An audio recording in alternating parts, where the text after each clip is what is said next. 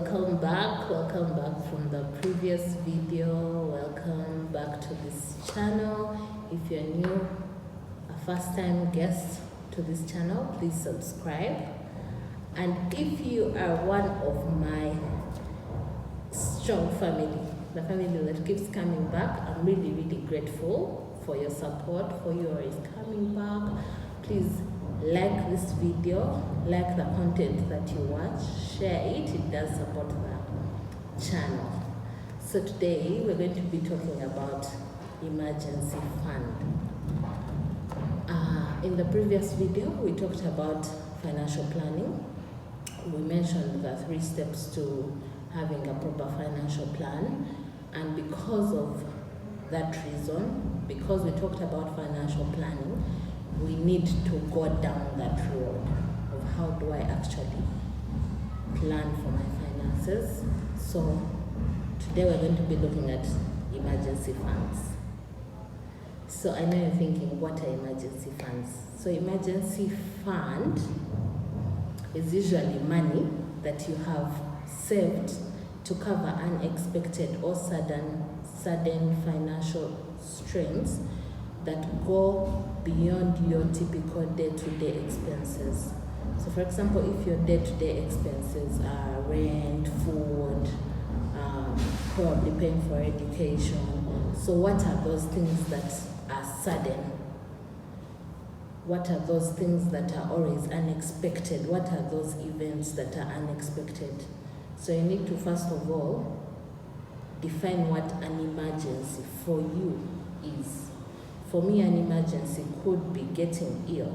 I don't usually get ill, so I've not probably secured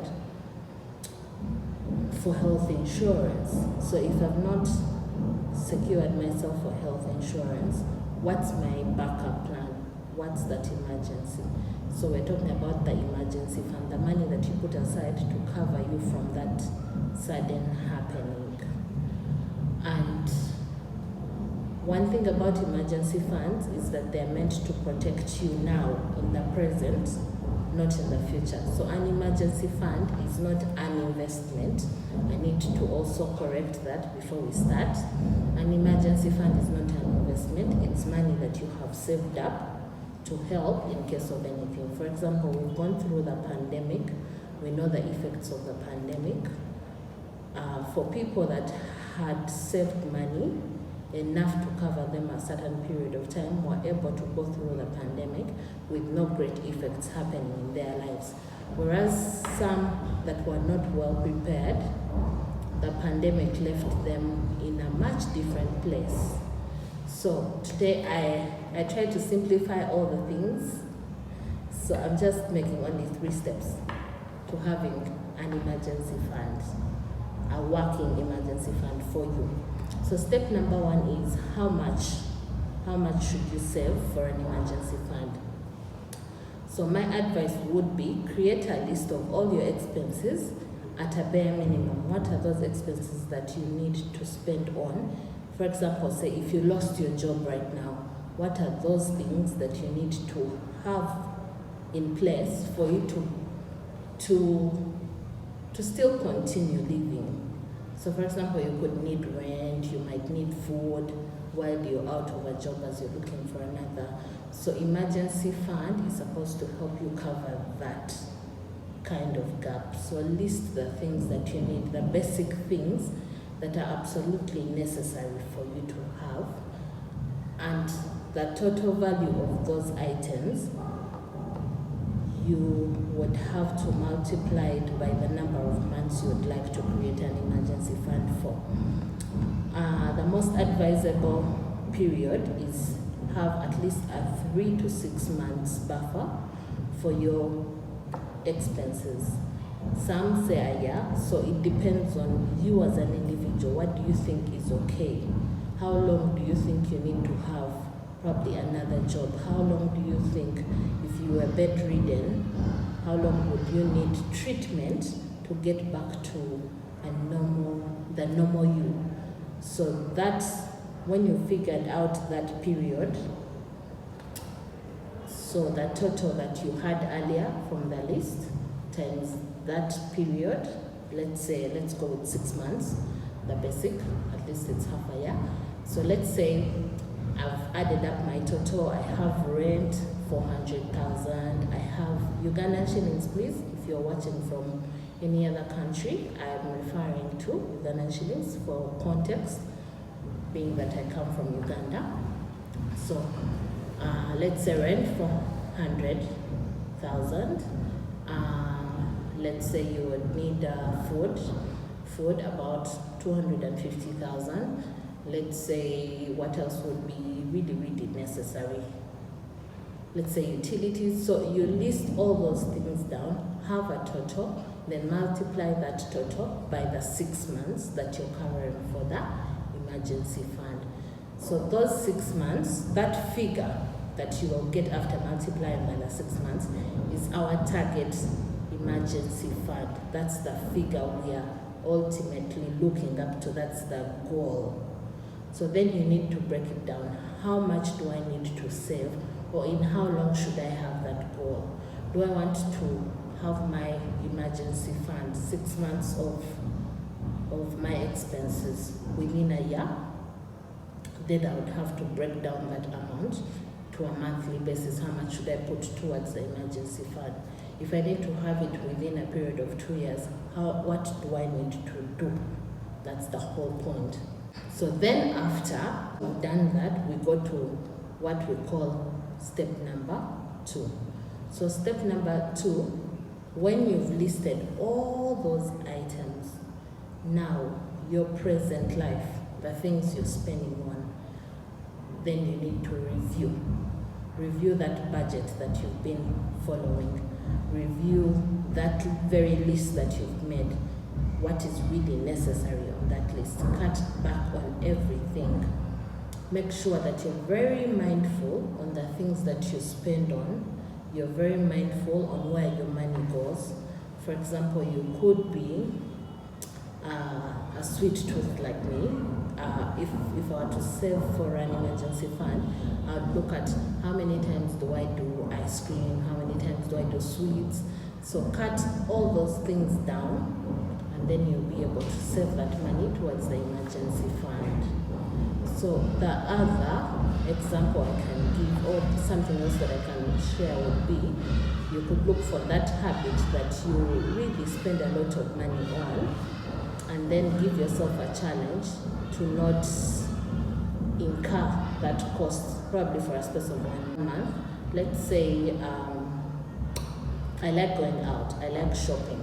So how can I set myself a challenge to have a 1 month without going out, without doing rigorous shopping, and that money that I would have spent in doing all those things, put it aside towards the emergency fund. When a situation like Corona, during this pandemic, when a situation like that happens again, then I'm better prepared for what is yet to come. Even if I sat home for 6 months, I would still be covered for those 6 months.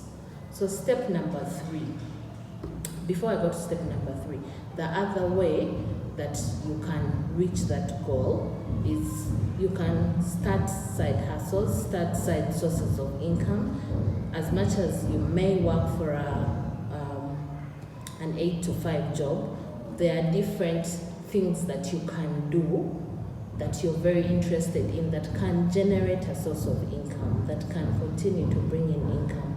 If you're someone like me who likes talking everything finance, you like just anything you bounce back at me that is financial related, I'll find out, I'll be interested to know, I would like to help.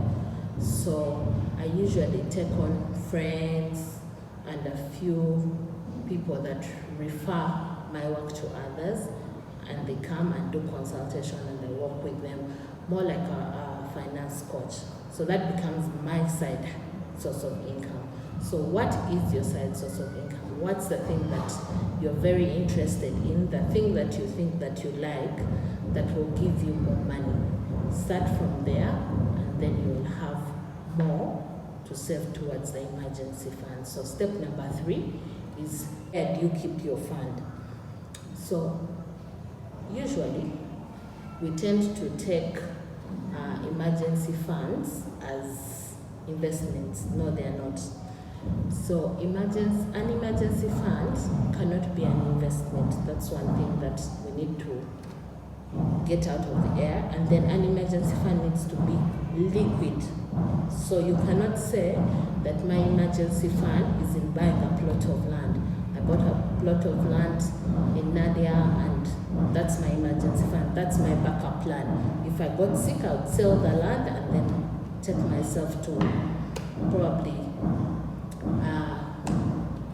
a medical, I'll be able to pay my medical bills. No, that's not the case. An emergency fund, it has to be liquid. It should be able to, you should be able to cash that money out as soon as you need it. If your car got an accident, how soon would you need it repaired? That's an emergency.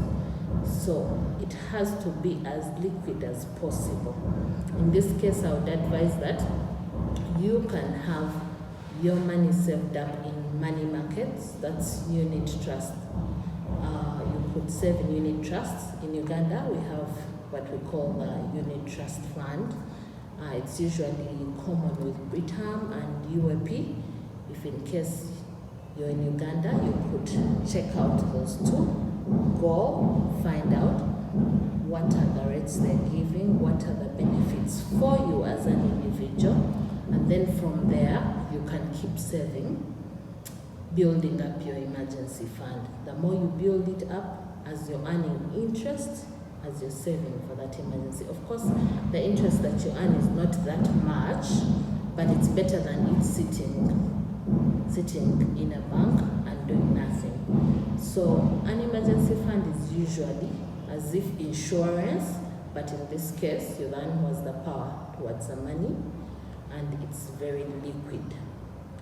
An emergency fund is not for long-term goals, so you cannot save for an emergency and then you use that money to probably buy land, buy a home, buy a car. No. An emergency fund has to be liquid, and you should be able to know what do you call an emergency. To you, what is the emergency?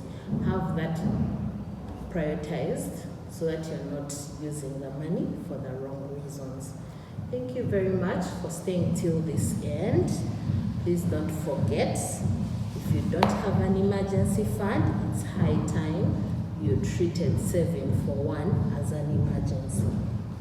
Thank you for listening. Please subscribe if you've not yet subscribed.